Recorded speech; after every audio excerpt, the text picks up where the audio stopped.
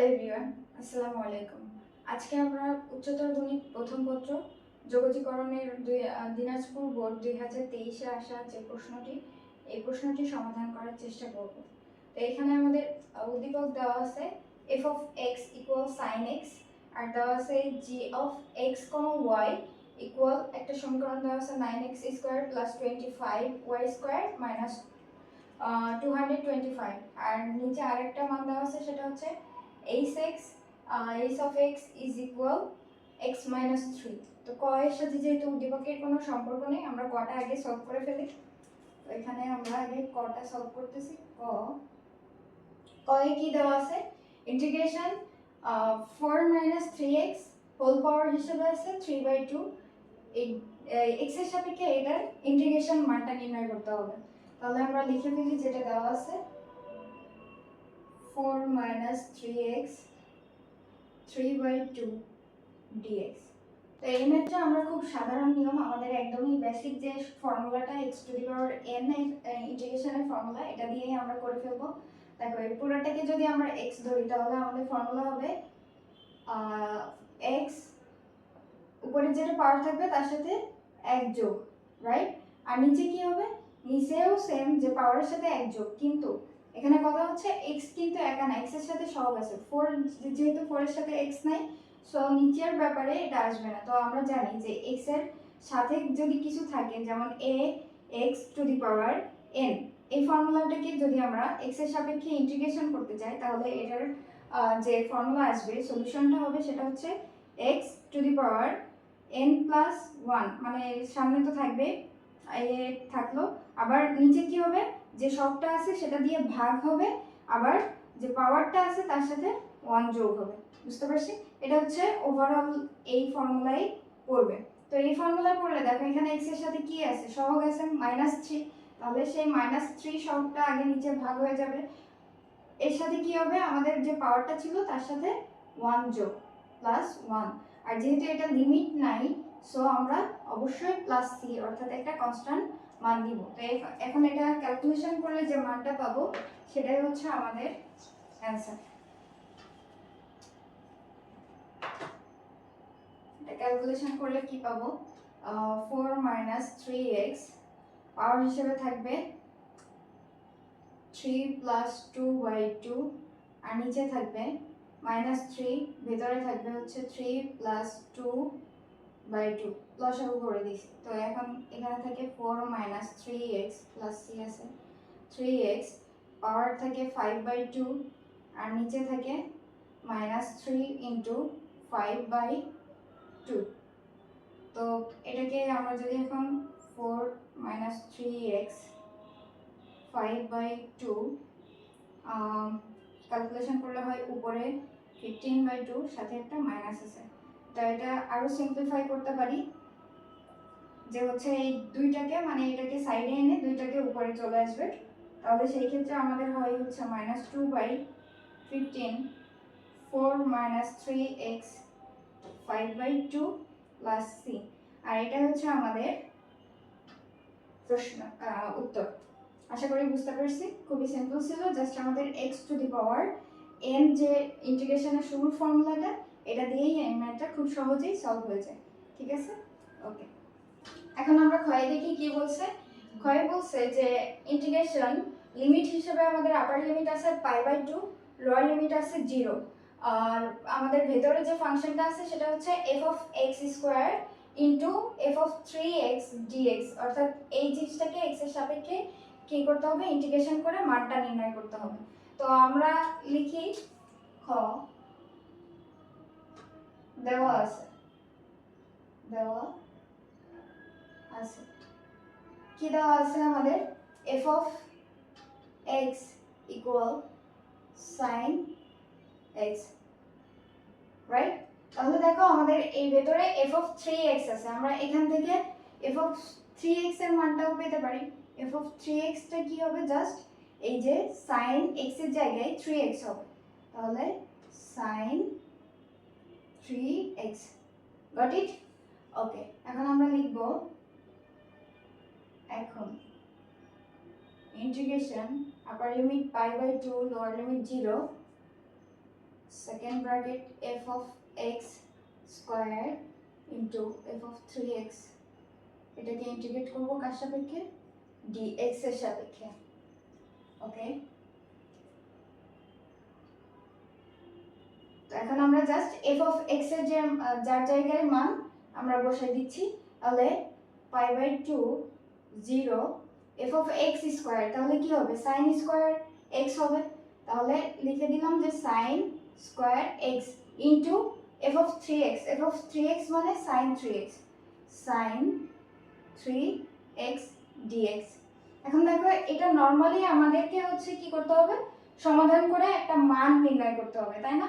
তো এটা এখানে সাইন স্কোয়ার এক্স আছে আর এখানে সাইন 3x আছে, তো নর্মালি আমাদের জেনারেল কোনো ফর্মুলার মধ্যে এটা কিন্তু পড়ে না, তাহলে আমাদেরকে কি করতে হবে, কোনো একটা ফর্মুলায় এদেরকে ফলাইতে হবে। তো দেখো এখানে সাইন স্কোয়ার এক্স আছে, তো সাইন স্কোয়ার এক্স ত্রিকোণমিতির ফর্মুলার মধ্যে যদি আমরা যাই, তাহলে আমরা জানি যে আমাদের ফর্মুলা এমন আছে যে হচ্ছে 2 sin square x equal 1 minus cos 2x, right?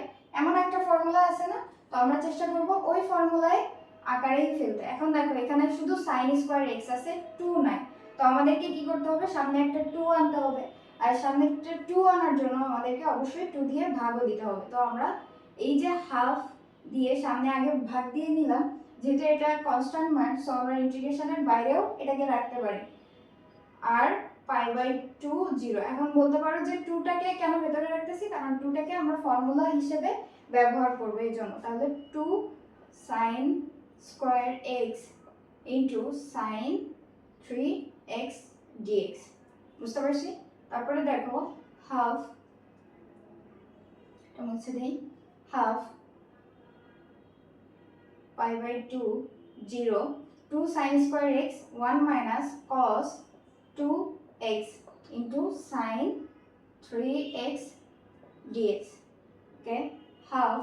এখন দেখো আমরা এই sin 3x টাকে ভেতরে গুণ করে দিব, পাই by 2 0 sin 3x minus sin 3x cos 2x dx। এখন আমাদের দুইটা সেগমেন্ট চলে আসলো মাইনাস যেহেতু, তো আমরা এটাকে কি করতে পারি, আলাদা করে লিখতে পারি। কিন্তু আলাদা করে যখন লিখবো আমাদেরকে খেয়াল রাখতে হবে এই যে হাফটা আছে সামনে, এটা কিন্তু উভয়ের সাথেই আছে, এই সেগমেন্টের সাথেও থাকবে এই সেগমেন্টের সাথেও থাকবে।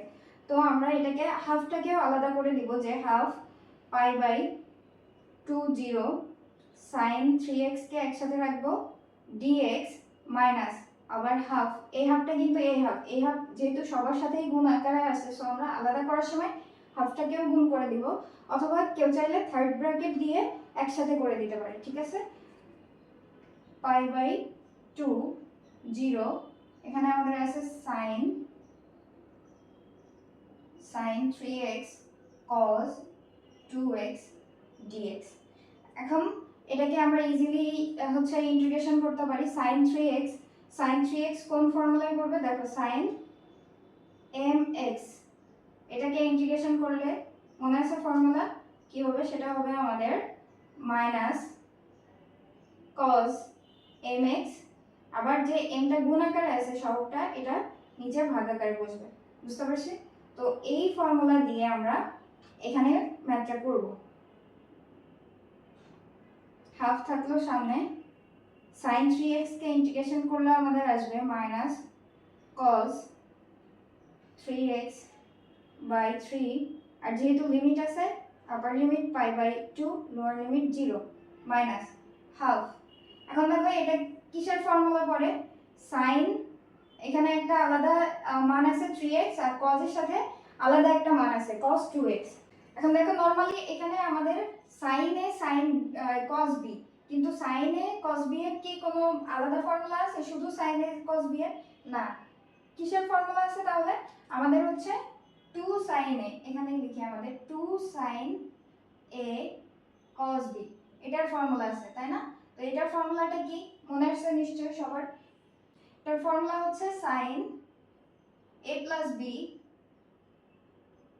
plus sin a minus b, এটা নিশ্চয়ই সবার মনে আছে এই ফর্মুলা। তাহলে দেখো আমাদের জাস্ট একটা 2 এর হচ্ছে ঘাটতি আছে এখানে। তো আমরা যখন সামনে একটা 2 আনবো আমাদেরকে অবশ্যই কি করতে হবে, হাফ দিয়ে ভাগ দিতে হবে। তো এই হাফটা যেহেতু আগে ছিল, এখন আমরা যে হাফ দিয়ে গুণ দিচ্ছি এটা কিন্তু ফর্মুলা 2 আনার জন্য আমরা যে হাফ দ্বারা গুণ দিব সেটা। তাহলে π/2 0, এখানে সেই 2টা আনলাম। এখন আমরা বাকি যতটুকু ছিল অতটুকু লিখে দিব, sin 3x cos 2x। এখানে আমি আলাদা কালার ব্যবহার করছি জাস্ট বোঝার সুবিধার্থে। আচ্ছা, এটাও যেহেতু পূর্বেই ছিল, সো এটা π/2 0। বুঝতে পারছি? তো এই হাফ আনার কারণ হচ্ছে এই 2। এখন ক্লিয়ার? এখন আমরা কি করব, ফর্মুলা, এটাকে ফর্মুলা করব, এটাকে আরেকটু শর্ট করব, সলিউশন করব। বা এখানে আমাদের আছে হাফ আর নিচে 3। এই 3টা তো আমরা বাইরে নিয়ে চলে আসতে পারি, আর সামনে মাইনাস আছে, মাইনাসটাকেও নিয়ে চলে আসবো, তাহলে 1/-3 আসবে। তাহলে আমাদের 1/2 ছিল, আর গুণ হিসেবে থাকবে -1/3। আর ভেতরে আছে cos 3x। তো cos 3x এর জায়গায় একবার আমরা হচ্ছে π/2 বসাবো আর একবার 0 বসাবো মাইনাস দিয়ে। তাহলে আমাদের যে মানটা পাবো সেটা আমরা বসাই দিব। এখন দেখো π/2, তাহলে cos 3 এর জায়গায় থাকলো π/2। cos π/2 90 ডিগ্রির মান কত? আচ্ছা, π/2 -0, এটা না দিলেও চলবে, কিন্তু π/2 90 ডিগ্রির মান, এটা টোটালটা 0 হয়ে যায় না? -cos 3 to 0। ওকে, তো এটা। আর আমাদের পরবর্তীতে যেটা আছে সেটা হচ্ছে হাফ। দেখো হাফ আর এই হাফ 1/4 আসে, তো এটা আমি নিচে লিখতেছি 1/4। তারপরে কি আছে 2 sin 3x cos 2x। এটার ফর্মুলা কি আসবে আমাদের? π/2 0 sin a plus b, তাহলে 3x plus 2x plus sin a minus b, তাহলে 3x minus 2x। বুঝতে পারছি? এখন দেখো এটা হিসাব করো, -1/6, আর এটা আসে হচ্ছে 0। cos এই এটুকুর মান দেখবা 0 আসবে, আর এটা 0 ডিগ্রির মান হচ্ছে 1, তাহলে 1 -1/4। এখন এটাকে হিসাব করলে কি থাকে? আচ্ছা, আরেকটা লাইন করি, তাহলে π/2 0 sin থাকবে আমাদের হচ্ছে 5x প্লাস sin 2x বাদ গেলে থাকে শুধু x, আর সাথে dx আছে, এটার সাথেও dx ছিল। আচ্ছা, 1/6 -1/6, 0 এর সাথে গুণ হলে তো 0, আবার -1/6 -1 এর সাথে গুণ হলে শুধু 1/6 থাকে, এই এটুকু -1/4। এখন দেখো এই সেগমেন্টকে আমরা যদি আলাদা করি আর এই সেগমেন্টকে যদি আলাদা করি তাহলে আমাদের হয় না? তাহলে 1/4টাকে কমন নিয়ে নিলাম। এখন ভেতরে সেগমেন্ট আলাদা করতেছি, সেটা হচ্ছে π/2 0 sin 5x কে রাখলাম এক সেগমেন্টে, plus π/2 0 integration of sin x কে রাখলাম অন্য সেগমেন্টে dx, থার্ড ব্র্যাকেট। তাহলে এখানে কি থাকে 1/6 -1/4 থার্ড ব্র্যাকেট। এতটুকু করলে আমরা কি পাবো মান? sin 5x, তাহলে মাইনাস cos 5x বাই কি থাকবে 5, রাইট? আচ্ছা, এখানে ডাবল থার্ড ব্র্যাকেট, একটা হচ্ছে 1/4 এর জন্য আর একটা লিমিট বসানোর জন্য, তাহলে π/2 0। আর হচ্ছে প্লাস এখানে থাকবে আমাদের cos x minus cos x π/2 0। এই তো, এখন 1/6 -1/4, এই এখানে আমাদের হচ্ছে -1/5 সামনে চলে আসবে, -1/5 সামনে চলে এসে এতটুকুর মান কত হবে? cos 5x, π/2 বসাও আর 0 বসাও। π/2 আর 0 বসাইলে কি থাকে?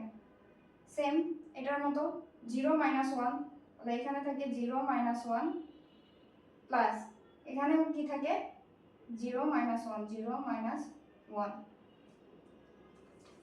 আচ্ছা, আমি উপরের ম্যাথটুকু একটু মুছে দিই, তাহলে দেখো ফাইনালি এখন আমাদের জাস্ট রেজাল্টটুকু বসানো বাকি। এখান থেকে এটা যদি আমরা ক্যালকুলেট করি তাহলে আমাদের থাকে 1/6, তারপরে থাকে দেখো মাইনাস, এই 1/4টাকে এটার সাথে গুণ করে দিলে দেখো কি থাকে, প্লাসে মাইনাসে মাইনাসে প্লাস, প্লাস 1/20, রাইট?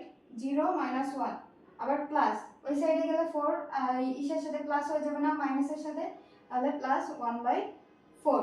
এখন এটা ক্যালকুলেশন করো, এটা ক্যালকুলেশন করলে আমরা যে মানটা পাবো 0 - 1, এটা টোটাল ক্যালকুলেশন করলে আমরা মান পাবো হচ্ছে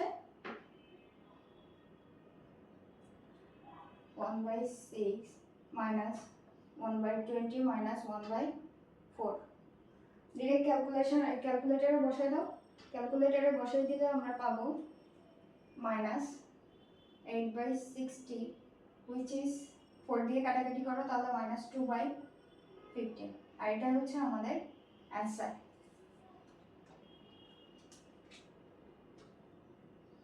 বুঝতে পারছি? তো এটা কি করলাম আমি আবার শুরু থেকে রিপিট করতেছি, ডোন্ট ওয়ারি। দেখো আমাদের এখানে f of x এর মান দেওয়া ছিল, এখানে আমাদের f of x স্কয়ার আছে আর f of 3x। তো এটা সিম্পল, f of x এর মানটা বসাই দিব স্কয়ার, তাহলে হয় আমাদের sin স্কয়ার x, আর f of 3x তাহলে হয় sin 3x dx। ঠিক আছে? তো তারপরে আমরা কি করলাম, এটাকে একটা আরো সরল করার জন্য আমরা ফর্মুলা আছে এখানে, কিসের ফর্মুলা? 2 sin স্কয়ার x এর ফর্মুলা। তো 2 sin স্কয়ার x এর ফর্মুলা থেকে আমরা কি পাইছি এখানে এই ফর্মুলাটা, আর যেহেতু সামনে একটা 2 এক্সট্রা আনা লাগলো আমাদের, এজন্য আমরা হাফ দিয়ে কি করলাম, গুণ করে দিলাম। তারপরে এই ফর্মুলা থেকে আমরা sin যে 3x ছিল এই 3x টাকে গুণ করে দিয়ে দুইটা সেগমেন্ট পাইছি, দুইটা সেগমেন্টকে আলাদাভাবে ইন্টিগ্রেশন করতে করতে আমরা এখানে আসছি। এখানে এসে দেখলাম যে এখানে আরেকটা ফর্মুলা পড়ে, সেটা হচ্ছে sin a cos b, কিন্তু এটা সামনে একটা 2 মিসিং, তো 2 আনার জন্য আমাদেরকে আবার হাফ দিয়ে গুণ দিতে হলো সামনে।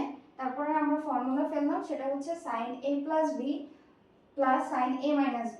তারপরে বাকিটা মান বসাই দিয়ে ইন্টিগ্রেশন করে ক্যালকুলেশন করলে আমরা মানটা পাই -2/15। আশা করি বুঝতে পারছি। তো কারো যদি বুঝতে সমস্যা হয় অবশ্যই কমেন্ট করে জানান।